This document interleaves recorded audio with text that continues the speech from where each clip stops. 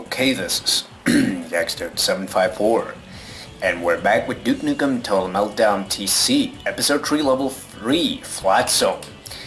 And yes, yikes dude, you should learn to keep track of your saved games, because I was an idiot, and I had already recorded the whole episode, except the last two levels, but then it turned out that I had a saved game on Stadium.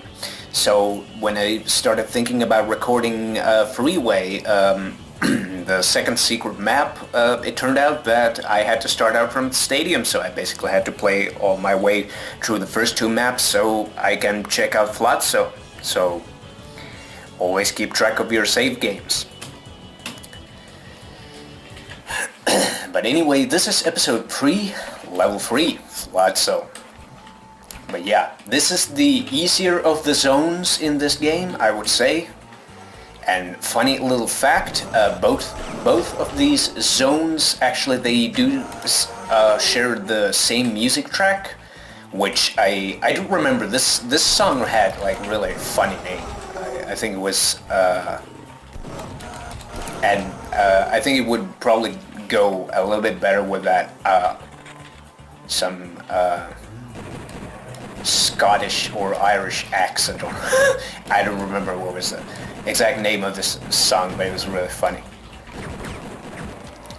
But yeah, Flotsam is episode 3, level 3, so, and as we all know, Flot usually means bad, so please, you paper centered on this way.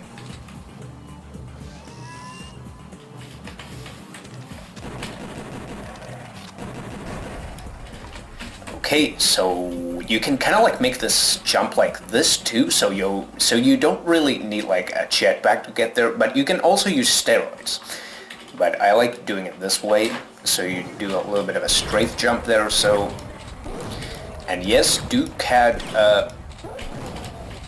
new one-liners in this one, but yeah, this is dangerous. We get a little bit of a like a monster closet like in Doom,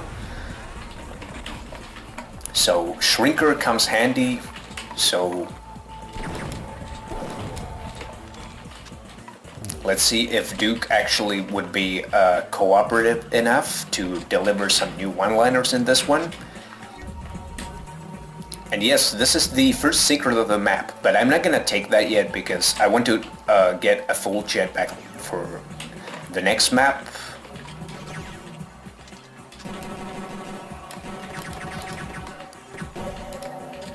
Thanks. But yeah, I'm gonna take this situation first. Thanks. Damn. Yeah.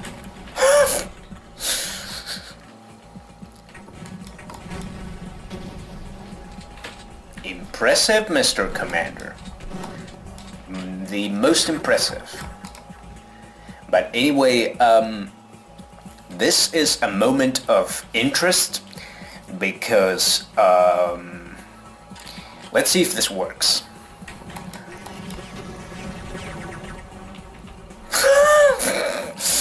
Actually, it did. And yes, that Mini-Battlelord, under normal conditions, he would have ended up being underwater. But thanks to yet another example of bad coding in case of Duke Nukem Total Meltdown, we won't see that Mini-Battlelord ever again because of the bad code. He literally disappears from the map once he gets spawned into an underwater area. So for some reason the game just does not know where to spawn him, so he just disappears or something. But in any case, that's bad coding. So that's one way of getting rid of the Mini-Battlelord. Oh jeez, I can't see a damn thing. It's so dark. And yes, here we do have a scuba gear if you need it. And let's get up from the water. And yes, this is the first secret of the map. Oh yeah, I totally missed that. But anyway, we're gonna continue on with the map.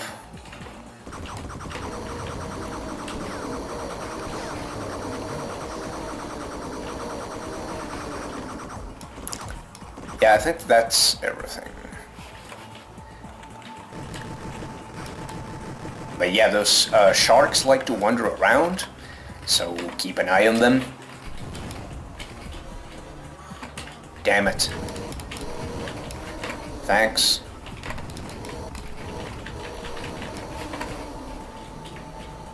So yeah, let's keep an eye on those new one-liners.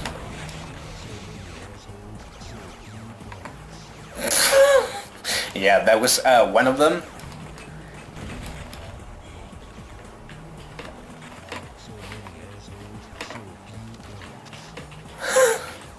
Well, actually, I wasn't even using any bullets, but you kind of like have to agree with the Duke. Well, actually, I don't have that many bullets, so maybe he was on to something. But yeah, here we do have secret number 2 with some Devastator ammo in it.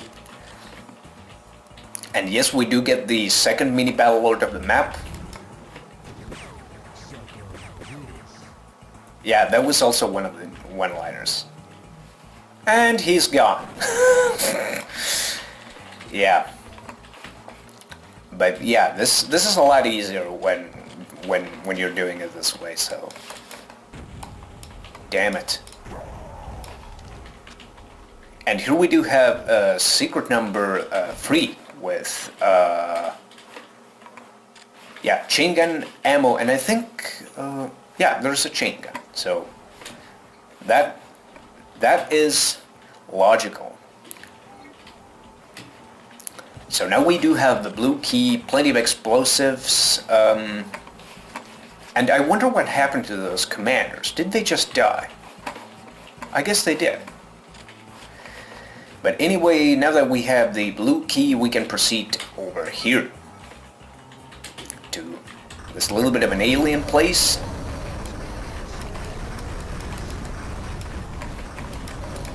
Ouch. Yeah, but that's the best way to take care of this room, so we do have freeze thrower in here and the yellow key. A little bit low on scuba gear, so maybe I should be playing it safe and get one from here.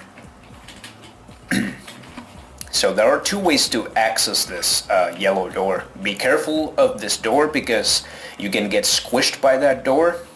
And yes, wonders marvels of sector over sector. So that's what happens sometimes. But yeah. This is also the other way to access the yellow door. So let's put on the goggles because you can't see a damn thing, it's so dark.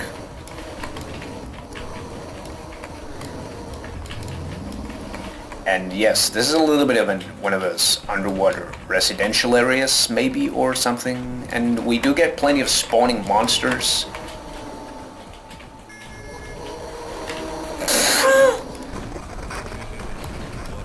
Yeah, tell me about it. So yeah, here we do have the red key, and there apparently is a shark.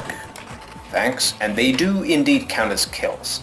So I want to make sure that we are not...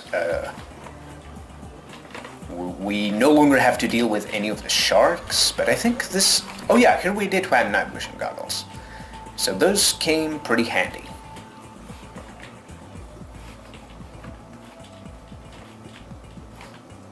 Right, and here we do have steroids if you need such things. And yeah, now that we have the red key, we can start thinking about leaving this map for good.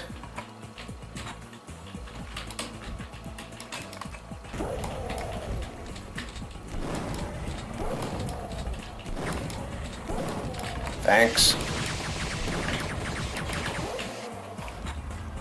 And here we do have the secret number 4, and I do have to go back and pick up that jetpack secret, which would be around here. So now we do have all the secrets, and we can leave this map. And here we do have RPG rounds if you need them. Oh god.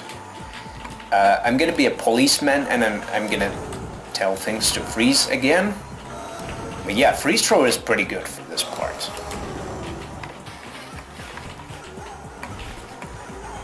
Thanks.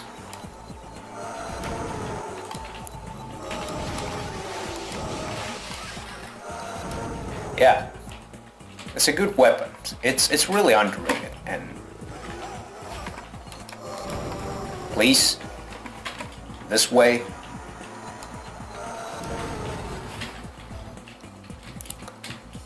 And if I could only have some health. Let me think. Flotsam, does it have any armor in it? I can't think of any place. Oh yeah, actually this map has armor. I think it would be around here, but I probably picked it up already. So... But yeah, we do have a portable medkit, so let's get out of here.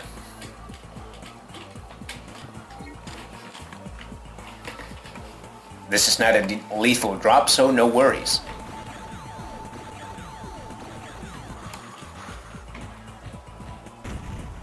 Thanks.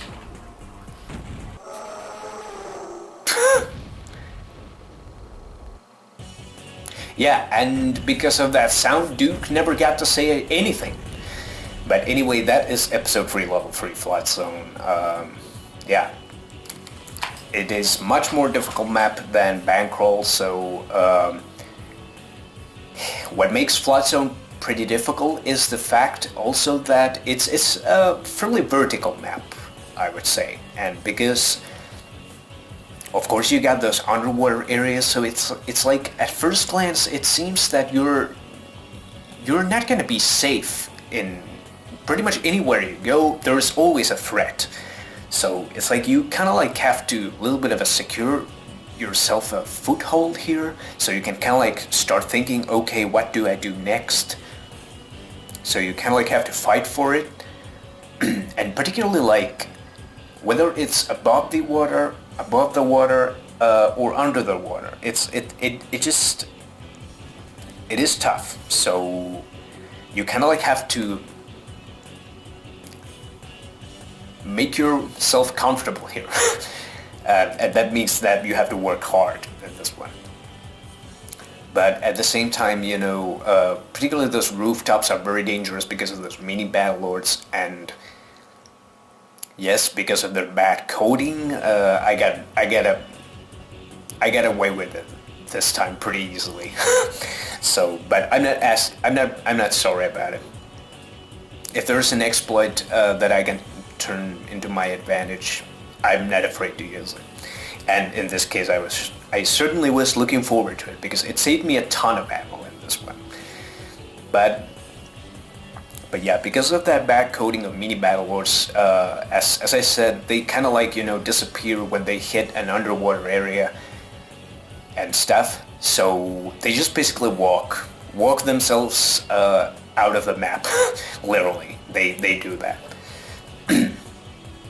But those little bit of rooftops are a little bit dangerous because there are kind of like monsters everywhere. And, you know, there are commanders, centrodons, not that many of them, but they are placed in such fashion that they do possess a lot of threat. So it is dangerous, very, very dangerous. But anyway, oh yeah, and one thing about this map that is quite interesting. Actually, this applies to many of the other maps as well. But one thing that I was already talking about in one of the earlier videos, I think it was the first video of Lunar Apocalypse Spaceport, where I was talking about this transportation effect to create this kind of or the transport teleportation effect that kind of like warps you in across the map into another sector. But in this map, the underwater areas are created in such fashion. So they use the same effect, or underwater areas in general use that same effect. And what makes Flotsam pretty impressive map is the fact that Levelord basically what he had to do was that you basically have to have a copy, a literal copy of those underwater areas. I unfortunately forgot to show that during the game, but you kind of like have to copy those water areas, and then you have to have a perfect texture alignment, and then the rooms that are going to be represented as underwater areas, they have to be exactly the same shape and size as the the sector that where the player goes underwater from. So I hope that it explains it. But it's like it's really, and particularly those who make maps for Duke 3D know that this can sometimes if you don't get those things right, that's gonna be a huge problem for your map, and you might as well start rethinking your map. But anyway, I think that's everything about Flotsam, and we're gonna move on to episode 3, level 4, LA Rumble. This map is fairly short map, but also this map is probably the most vertical map in this episode. But that would be the matter of the next video, so yeah, I hope you have enjoyed this. So yeah, thanks for watching, and see you around.